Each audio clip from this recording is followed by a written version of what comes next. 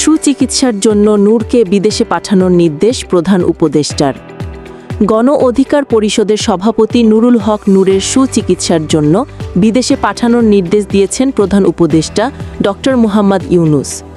মঙ্গলবার ২ সেপ্টেম্বর রাষ্ট্রীয় অতিথি ভবন যমুনায় প্রধান উপদেষ্টার সঙ্গে সাক্ষাৎ করেছেন নুরুল হক নূরের সহধর্মিণী মারিয়া আক্তার, গণ অধিকার পরিষদের সাধারণ সম্পাদক রাশেদ খান ও সিনিয়র যুগ্ম সাধারণ সম্পাদক হাসান আল মামুন।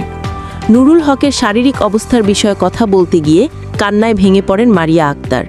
তিনি জানান, নূরের মস্তিষ্কে রক্তক্ষরণ হয়েছে, নাকের হাড় ভেঙেছে, তিনি চোয়ালে ও মেরুদণ্ডে আঘাত পেয়েছেন। সুচিকিৎসার জন্য নূরকে বিদেশে নেওয়া প্রয়োজন বলে জানান তার স্ত্রী মারিয়া আক্তার। এই সময় তাৎক্ষণিকভাবে সুচিকিৎসার জন্য নূরকে বিদেশে পাঠাতে স্বাস্থ্য মন্ত্রণালয়কে নির্দেশ দেন প্রধান উপদেষ্টা। তিনি বলেন, এ ঘটনায় আমরা সবাই স্তম্ভিত। তার সুচিকিৎসায় আমরা সব ধরনের ব্যবস্থা নিয়েছি। এ ঘটনায় বিচার বিভাগীয় তদন্ত হচ্ছে। এই ধরনের ভিডিও পেতে আমাদের চ্যানেলটি সাবস্ক্রাইব করে পাশে থাকুন।